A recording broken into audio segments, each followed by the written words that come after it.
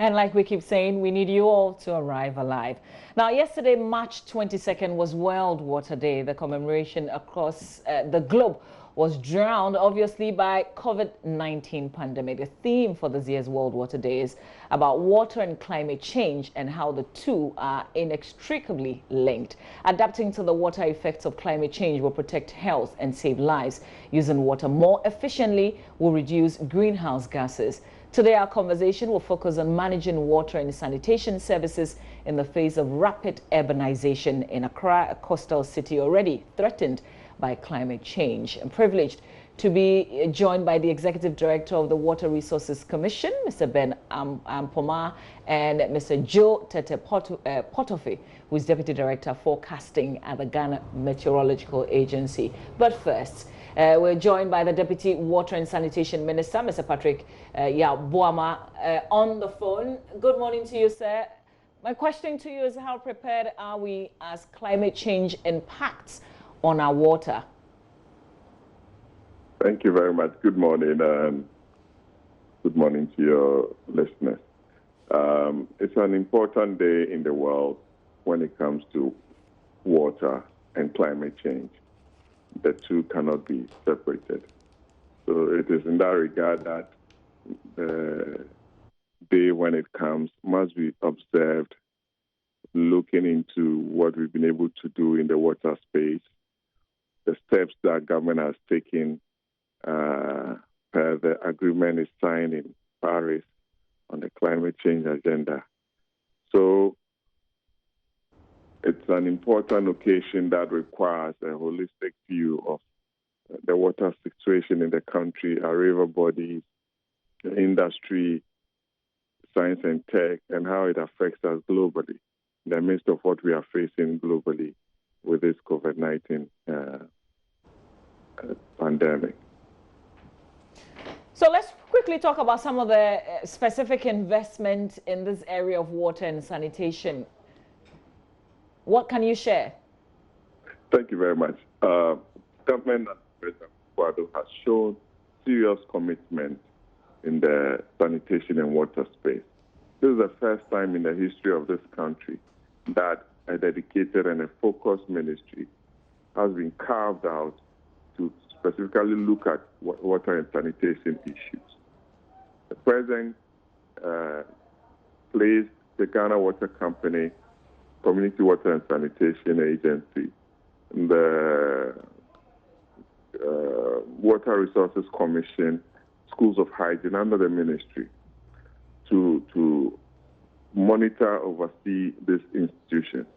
Investment, one, right under the administration, right, the coming into force of this administration, the President was the first President to secure an additional financing agreement with the World Bank to complete water projects in 6 regions.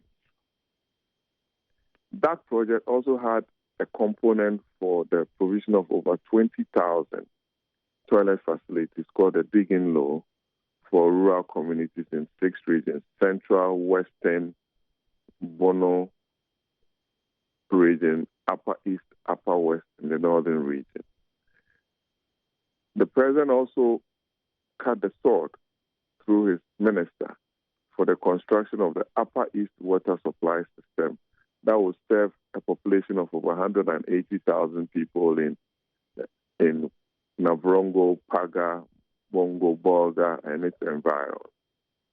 The President also has given approval, and Parliament has also approved a loan facility of 31 million euros to provide water for over 500 communities in the Greater Accra, Ashanti, Eastern, and Volta, and plus now OT region. Just a couple of weeks ago, Parliament approved a loan agreement of $90 million,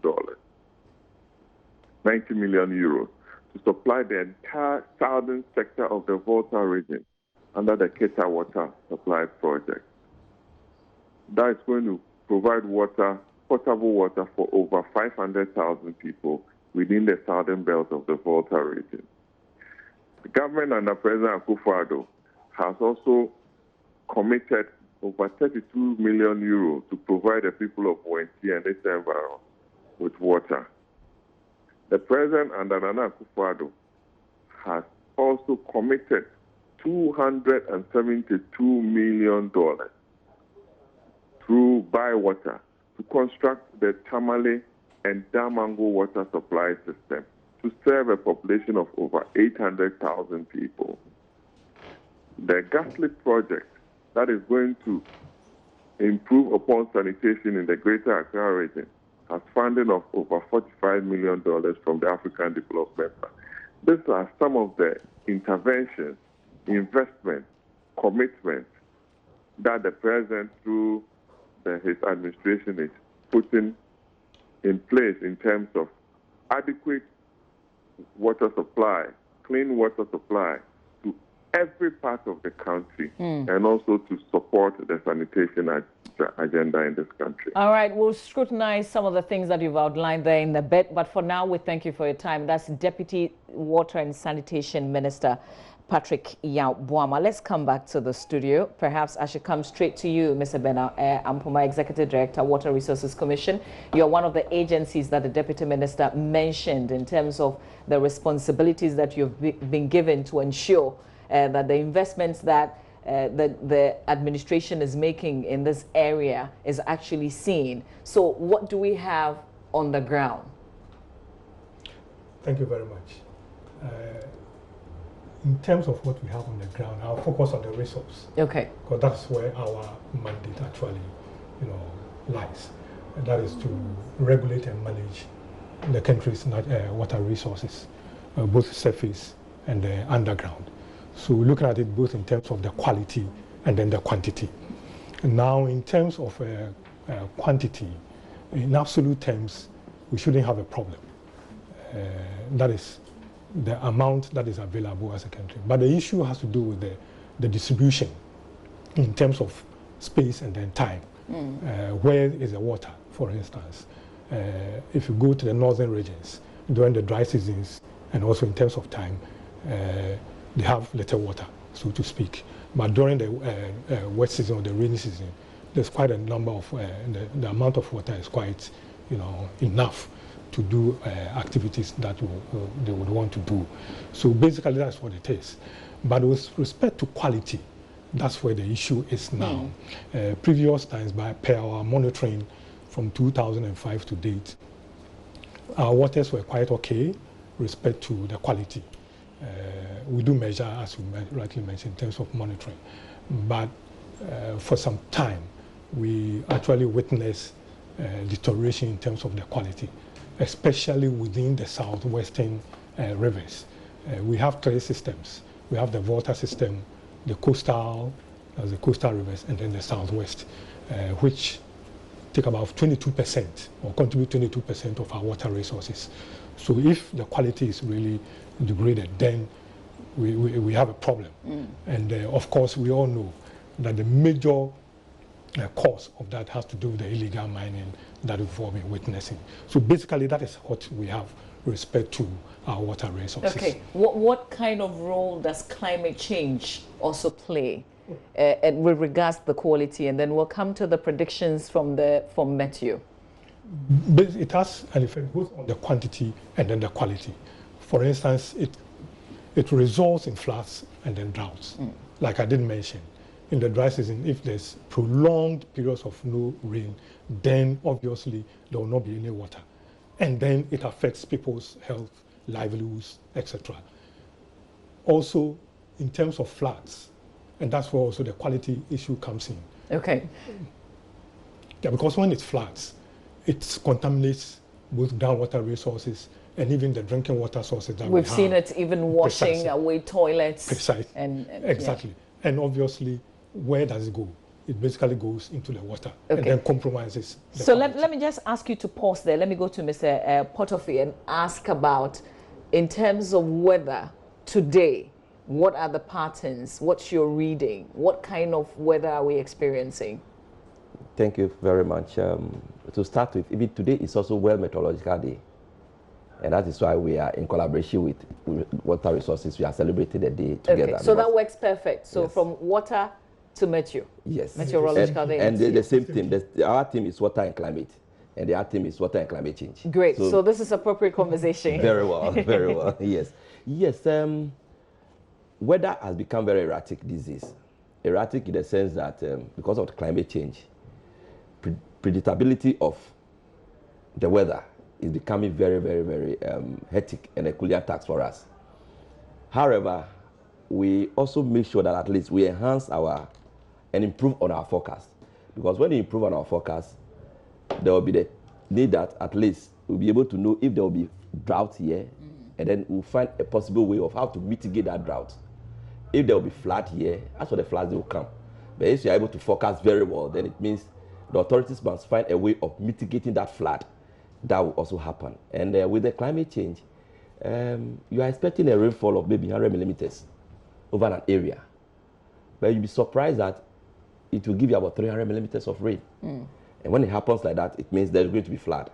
So if we don't forecast very well, for us to put all the necessary things in place, then when the flood comes, we'll be found very, very wanted. So it is very necessary for us to be able to, at least, though there is climate change, we should also find a way, possible way of... And still get the reading right. Very well. Okay. So, you know, before we could say, oh, we're in the dry season, we're in the raining season. These days, it's a bit mixed up. So that's why I asked the question, what kind of weather, or how do we describe what's happening today? Yes, I don't think the pattern has changed much. What I can say is that there is what we call variability in the pattern. It means when you take maybe 5 years, there might be a time where the rainfall pattern will change. But that doesn't mean that it has changed entirely, but it should fall within the ranges that we are having. And I spoke about the erratic nature of the weather. Because of the erratic nature, you may think, because we may be in January and it still be raining in certain areas. People will say, why? And that is reality. Once the patterns are there, the changes are coming. And I believe that the changes that are coming are all anthropogenic. They are our making. Because we are cutting down forests, those areas that serve as a greenhouse and that enhance our convective rainfalls, we are destroying all those areas. And when you do that, drought will come to those areas. Drought will certainly come to those areas. So it's a matter of we trying to enhance, and people must also listen when we give the advice. Okay. So let's go to the coastal areas, for instance, and the impact that climate change could have on our coastal areas, also bringing into reality what is happening today. Very well. And when you talk about the coastal area, you realize that at a certain point in time, we have what we call high tides. And when the high tides comes, and the sea becomes very violent, that is where it erodes most of our towns, because our fisher folks love staying closer to the coastal areas. So once there is high tide and there is strong, how do we call it, winds, these towns are washed away. When you look at what is happening in Kita, Adan, and native environs, it's all because of the change that we are having in the weather patterns that is affecting them. So we believe that we just need to adapt. Currently, what we need to do is to adapt to the changes that are coming. So we protect the coastline. We don't allow people to win sand from that place. We try to plant some trees that can hold the soil together and protect the soil together so that it will not be washed away. When we do adaptation, I think we'll all be fine. So let me ask if we're actually adapting, Ms. Ampoma, the things that he talks about, particularly with the coastal areas. Is that what we're doing today? Yeah, it depends on the community that you're talking about. And we should also not forget that we have local knowledge and local practices, which are good, which most of the time we tend to overlook. So local practices such as? For instance, I'll take some of the things that they do up north. They know that there's going to be drought, for instance. They know that there's going to be flooding. They would want to move away from, where they normally stay during those periods when they anticipate that there's going to be flooding, for instance. They would also want to look at the weather and then plant in terms of the types of crops that they want to do, and then the timing. They are able to look at the weather, see what is going to happen. They have ways of doing that, and then adapt appropriately in terms of the types of crops, and then even when to grow. And it also has to do with the coastal areas. When you go for fishing, for instance, where to put in their settlements and stuff like that. So they are these ways that they have to do. But we also need to look at it in terms of the scientific ways of adaptation, and then combine that, and then see how we can actually make progress on that.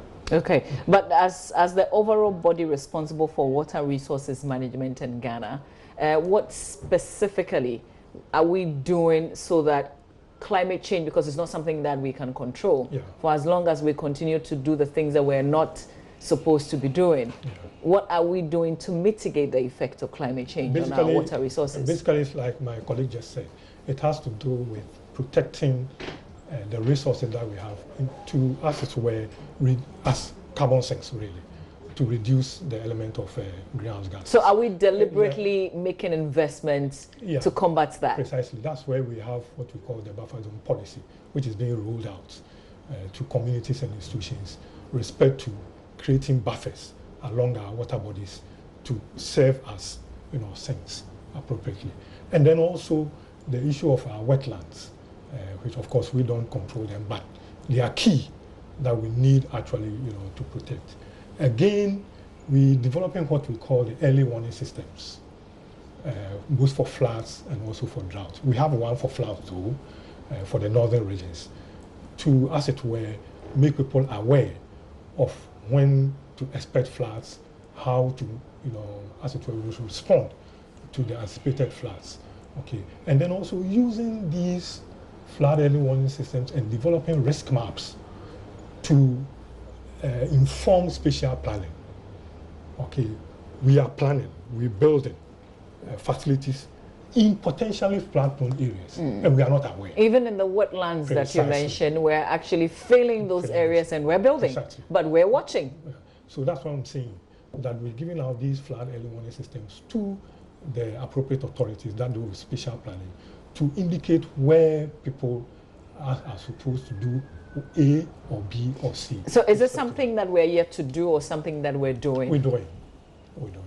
Well, but it's being done specifically respect to where we have these flooding issues. The northern region is done, and I do know that it's also going to be done for the Greater Accra region, which addresses your issue in terms of the project called the Garrick project. It's actually being started to be done.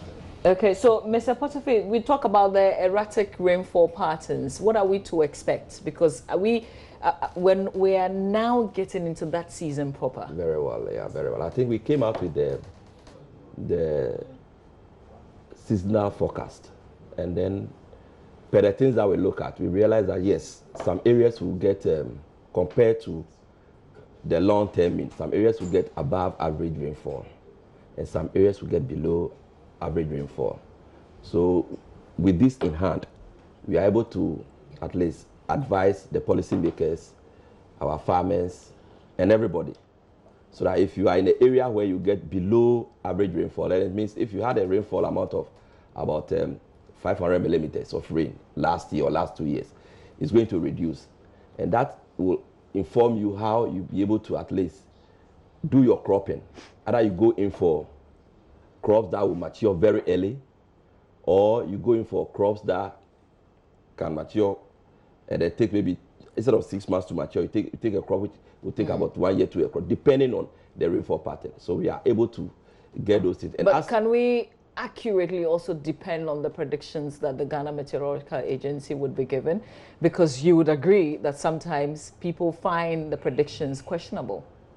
For now, I can say you have to depend on it, because even if it is questionable, it might not be varied. We've done the validation of the forecast that we've been doing, and at least it's about 80% accurate. And we have something which is 80% accurate. You might not get the actual, for example, if I say it will rain, this area will get 600 millimeters of rain. We don't give 600, we say 400 to 800 millimeters of rain. So when we fall within, I think we have saved our souls. You see, so we always do very well, and we update. We don't just give it the weather and then we just go and sleep. We make sure that we update daily. So are we expecting more this year? Yes, we are expecting more, especially with Axim and then Takrade and Itevarons. We are expecting more rains there. When it gets to Upper West, we are expecting below average rainfall. When it gets to the eastern coast, from Accra to Adan, we are expecting below average rainfall. But let me tell you one thing. The resilient level of our cities are becoming very low.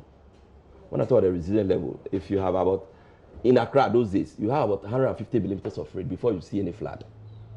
But currently, if you have about 30 millimeters of rain for 2-3 consecutive days, there'll be flood in Accra. So the resilient level of our cities are becoming very, very low. When you take Axim will have about 100 millimeters of rain for 5 days, and there won't be any flood because the resilient level is very high, just because there are a lot of green grass in the water can percolate, and after percolation before it will run over. But here, everywhere is paved. Everywhere is paved. So when there is rainfall, the time for it to run into our drainage systems takes shorter. Then it gets flooded. So the rains will come, but we have to mitigate and make sure that at least the drainages are clear, what things at the waterways are also clear, so that when it rains, it can run into the sea, and then it will avoid the flooding that will be experienced. Just one last thing to share. Government has more work to do to ensure a basic level of water, sanitation, and hygiene access for all. So, for instance, 19% Ghanaians drink unsafe water. Is the Water Resources Commission aware that there's a good number of Ghanaians who are drinking unsafe water? Definitely, and I wouldn't dispute that fact. But that is where the investments that are being made seeks to address. That is what we call economic scarcity. Okay. But so, we also have to look at the resource. Definitely, it goes hand in hand in terms of the resource, especially in terms of the quantity and the quality, to complement what is being done. Okay. So do we have, in terms of timelines, to cut this 19% down, for instance? Well, what I would say is that there are targets to meet with respect to the SDGs, and every country has its own targets and period. So as you go, you actually plan to meet that. Definitely, I know that is the plan to actually address that. What ideally we should have 100%. Are you satisfied with the kind of investment that we're making in this area? Yes, of course. For now, yes, but of course, there's more room for improvement. All right. Also worrying is the fact that 82% of people do not have decent toilets, and that what it means is that there are a good number of people still openly defecating. Well, we'll have to end our conversation here. Thank you very much, gentlemen, and you enjoy the Met Your Day. It's your day today. Thank you. So enjoy it. All right, stay with us. We've got business coming your way here on Joy News Desk.